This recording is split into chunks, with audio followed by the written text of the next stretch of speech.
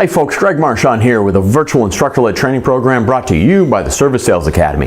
This episode we're going to talk about preparing the estimate. This one goes with a future video on presenting the estimate, and we'll talk more about do's than we will don'ts. That customer estimate is way more important than sometimes we give it credit for. It can create confusion, it can create chaos, it can be a spark for controversy, but it also leads to all things good. Right? Because that estimate, if it's done well and done right, the presentation goes well, because look, good presentation is all about good preparation. And getting the customer to the point of yes begins with the customer estimate. So we need to spend a little more time thinking about this than sometimes we do, or sometimes we feel we have the time to do. The customer is not the only one waiting on the estimate either, right? The technician is too. And because of that, the estimate becomes this time thing. So the customer comes in, we write up the repair order, the car goes to the shop, the technician does their thing with it, and then we get the information at the front counter. Now all of a sudden the phones are ringing, more customers are coming in, I've got to build this estimate, and the estimate kind of takes low priority sometimes. But while that paperwork is sitting there for me to find some parts and figure out labor times and put all that together, the customer's sitting there, or they're sitting at home, wherever they're sitting. The technician is out there wanting to know whether they got to back the car out, or whether they're going to, start the next job, or what's going on. It becomes this time thing that we don't always pay attention to how much time we lose with the estimate. And so I would suggest that anything that you can sell up front is really, really important. So when an existing customer comes to you, you can't do anything with a brand new customer, I understand that. But when the existing customer comes to you and you've got a list of previous recommendations that weren't taken care of, sell those up front. This gets back to my other point about preparing for the customer's visit, right? That I've mentioned in a few other videos. It all connects together. And if you can sell more up front, you're going to have some pressure taken off of you in terms of that estimate. And then when you even do the estimate, it's got to be as accurate as possible, because if it's not, that's where all the chaos gets created, and some of the negative emotions get created. So the estimate is a bit of a challenge, and I get that. If we spend a little bit more time now, we can avoid having it cost us more time later. And it's that, sometimes more is better. Spend an extra minute or two now, because if things go wrong, you're going to spend 5, 10, 15, 30 minutes later.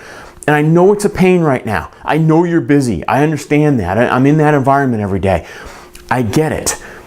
But if you can pay attention now and get it right now, that preparation will make the presentation, the sales job, the asking for the sale go really, really well. It will build trust with the customer, and it will avoid that time sink later on, okay? So focus on, when you get that estimate, recognize how important it is and focus on it.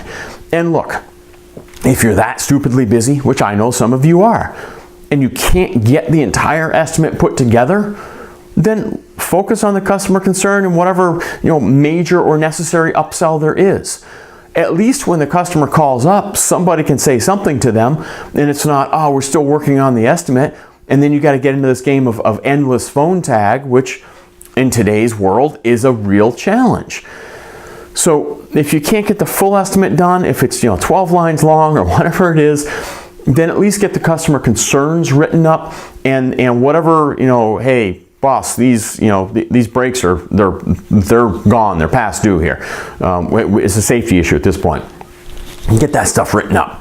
All right. So if you can't do the whole thing, at least do a piece, and then jump on your other stuff, and then come back to it, so that if that customer calls, because we know how impatient they can be, at least you've got something to present to them. All right. The things that you don't get to, they can become recommendations if necessary, or you can say to that customer when they do call before the entire estimate is complete, here's what I have so far, here's your concern that's been addressed, what it's going to cost, here's something else we found that's really, really important, what it's going to cost. I've got a list of other things that don't necessarily have to be done today. I haven't gotten those written up yet. When I do, I'll shoot you a text, I'll give you a call, send you an email, whatever it is. But can we go ahead and get your concern taken care of and this other necessary issue taken care of? At least you've got it. Okay, and if the phone tag takes too long and it gets to 5 o'clock, at least the important things are done, and you move the other stuff to the recommendation list, and or you make another appointment. You pre-schedule a next appointment for those things that you got recommended that you didn't quite get to building the estimate with. Okay, so kind of prioritizing the estimate is what I'm saying. You've got to recognize that, look, yeah, you got 1,000 things to do, but that estimate is important. Let's at least get the most important things on that estimate done, so I have something when the customer calls. I've got something I can have a conversation with them about. I can get their permission, so I can get the technician working on this, and then I can pre-schedule a next appointment for that work. At least we get it. Or, hey, if I get lucky this afternoon and I get them on the phone and I get permission, awesome. Okay? Think about how you manage those estimates. The estimate thing is all about time, right? And that's kind of what we've been saying is you're busy, it takes time, sometimes you don't take enough time. Well, sometimes in the terms of workflow, the context of workflow at the service counter, any little thing we can do to save seconds makes our job so much easier. I'm a big fan of building canned jobs. It amazes me how few shops have so few canned jobs, or how many shops have so few canned jobs, or how few shops use canned jobs. Everybody should know how to create a canned job. There should be guidelines within your organization for creating them. We don't want everybody running around willy-nilly just creating canned jobs in any manner they want to. I always encourage ownership and or management to build as many canned jobs as possible. That should be their job. Because if I can just pull down from a drop-down box a canned job, even if I have to modify a part price or modify a labor time, that's okay. At least most of that line is created. And it may save me 6 seconds, maybe it saves me 30 seconds, maybe it saves me, I don't know, 5 minutes if I had to look a part up. Whatever time it saves me, that time adds up. Those seconds become minutes and those minutes become hours. And so make the system work for you. That's why these systems are designed the way they are. And if you don't have canned jobs in there, everybody should learn how to create a canned job, and everybody should do one canned job a day. Just create one a day. I mean, by the end of the week, between two of you, you'll have 10. 2 weeks, you'll have 20. I mean, within a month, you've got a lot of the regular jobs that you put on repair orders already built, already created. So it will save you a ton of time. Parts lookup time takes time, right? Having those canned jobs, it makes it a little easier. It's not a lot easier. Again, it may only save you 30 seconds or 6 seconds, but it saved time. Think about it. Learn to do it. Talk about it within the shop. Another best practice is just take the pressure off yourself. Get a pre-approved spending limit. We talk about this in terms of phone calls and in terms of getting busy, but think about what this does in terms of the estimate. If you know that customer is okay and they've already said, go ahead and spend up to $500, don't have to call me, that's fine. Anything more than that, give me a call. Okay, great. And the technician comes out and says, here's what it needs, boss, and you take a quick look at it and you just know from your gut that's under $500, you go ahead and do it. Done. I don't have to worry about that piece of paper now. That technician's workflow is perfect. My service counter workflow is saved. I'll build that when I invoice it because I know it's less than $500. But if I didn't get the pre-approval, what happens? Technician brings it up. Okay, got it. Oh, phone rings, got to answer the phone, deal with this, deal with that, come back to this. Now 10 minutes has gone by, 15 minutes, an hour has gone by. And then, all right, what do we need? All right, yeah, all right. So I got to look up that labor time. I got to look at that part. Oh, maybe I have a canned job. All right, great. I saved all that time. Fine. But still, an hour's gone by. Now I got to call the customer. It's $250. I got to call the customer. I don't get the customer. Go ahead and put the car outside. Customer calls me back as soon as that car's outside. You know the chaos. I don't need to create this story for you, right? But if we just had a pre-approved spending limit from the customer, none of that would happen. Think about how easy that is. Get good at asking. Get good at asking that customer. If it's less than $500, can I have the technician go ahead and do it? just to save us all that phone tag time? Or do you want to set a different limit? Yeah, if it's less than $250. Okay, great. Because the customer's going to appreciate it too. It saves you from the chaos. It saves the customer from the chaos. It keeps the technician working. That time's going to add up at the end of the week. You're actually going to grow gross profits by doing this. Believe it or not. So take that pressure off yourself. Get pre-approval from your customers, please. And remember, customers don't see that estimate as an estimate. They see it as a price tag. That's the other reason you've got to take time with it and be as accurate as possible. And where that pre-approved spending limit gives you a fudge factor. That pre-approved spending limit, it can free up so much of your day and your frustration. So think about it, because that estimate is an estimate to them. I mean, a price tag to them is an estimate to you. You know what can go wrong. You know how that can change. Okay? But you've got to be as accurate as possible. And something that goes along with that is bumping labor times. Because look, we may end up with an extra 15 minutes, an extra half hour. We may have rusty bolts or whatever unexpected delay. If we bump the labor time a little bit, we've got a fudge factor built in there so that we've got a little bit of a leeway and we don't go over it too much. You can do that and stay competitive. But it also builds in a cushion because the customer does see it as a price tag. And you know that things change. Well, if things change by $25, let's not worry about it. We've already bumped labor times. Other times, it's going to change by $25 and you're going to say, yeah, you know what? I'm going to have to call the customer and okay the other $25. Build in that fudge factor. I've seen as much as a 20% bump in labor times. It's really, really common. You won't lose work because of it. And if you do, you probably didn't want that work anyway, because if you lose that work to a shop that's getting $60 an hour and they're not bumping labor times, dude, they're not your shop. They're not your shop. They're not gonna be able to sustain their business for the long term. So I don't worry about losing that kind of work. All right. In terms of consistency and pricing, I know some people will disagree with me that every customer should get the same price every single time. Now, I'm not saying that it's not okay to modify a price based on a specific vehicle or a specific operation. It perfectly is okay to do that.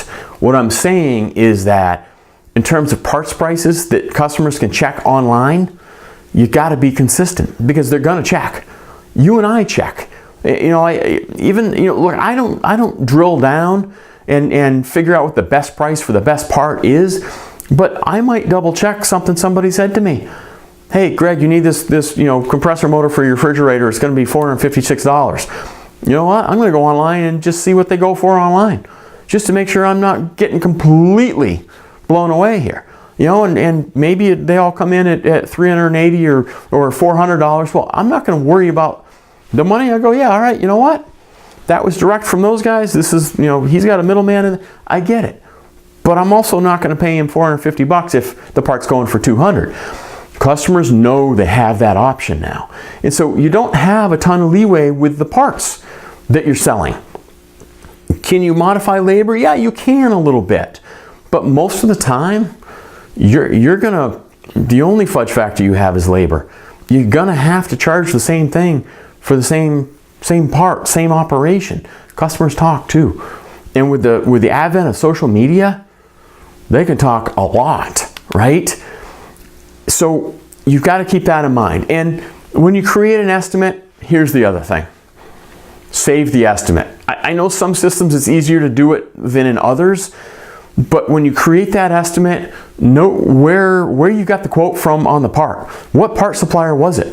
What's the part number? How much was the cost and how much was the labor time? Here's where that comes into play. Customer may say no thank you, but they may remember this. And they call up 3 weeks later, and whoever answers the phone, the customer says, hey, how much was that? I need to have that done. Well, if they can pull it up and they can see it, all the work's done already. Why duplicate work? And I see this in a lot of shops. They have to duplicate work. That customer calls in, receptionist answers the phone, they transfer to the service advisor puts them on hold for 10 minutes, answers the phone, what do you need? Oh yeah, let me call you back with that estimate, and then they have to go through all the work again. When at all possible, save every single estimate and have these notes in there so that think of all the time it saves you. You know more than I do how much that time saves you. All right? How much time that saves you, I should say. Time saves you too. Don't give the customer a ballpark figure. That's gonna lead to things you don't need. All right? Because they'll start checking. It's going to be right around this. That's going to be the ballpark number. And I can think of somebody that does this. And I cringe every time I watch this person do that. No, don't do it. Let me give you an accurate figure. Can I call you? Can I text you? What's the best way of getting a hold of you with that number?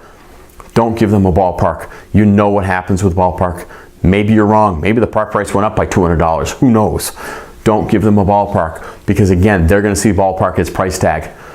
And the other thing I see is, I don't want this customer, I'm going to price them out of the ballgame. Don't do it. Not with social media, because you will get somebody that takes a look at that, and maybe you don't know, they already got an estimate on it, and then next thing you know, they're on social media, they're writing a Google review. These people tried to pull one over on me. This is ridiculous. And the next thing you know, you're not gaining business. Maybe you don't lose business, but you're not gaining business. Be honest, present the facts. This is what the problem is. This is what the labor time is. This is what the part price is. Here's your total price. This is what it is.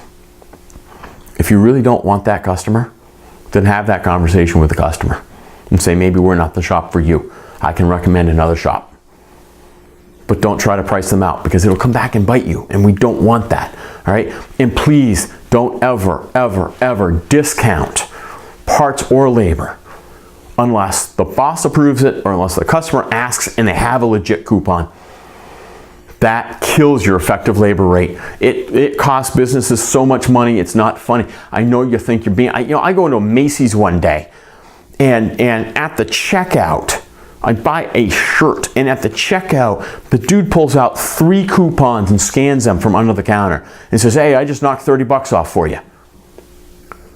Why do you do that? That's not customer service.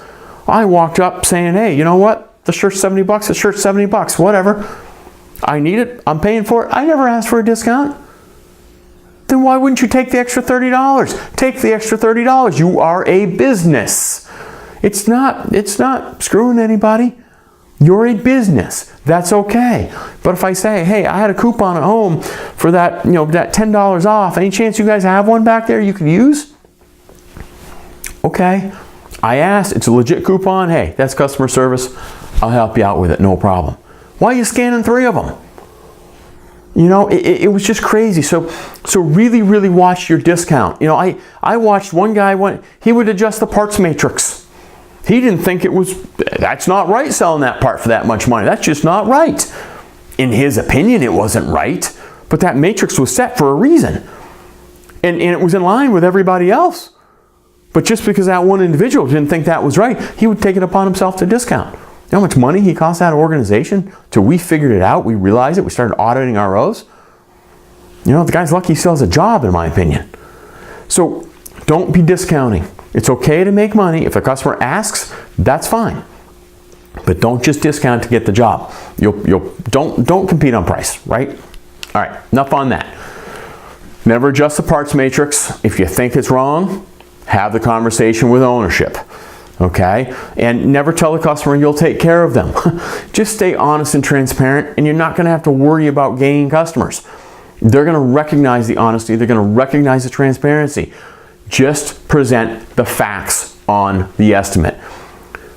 Prepare the estimate in as timely a manner as you can.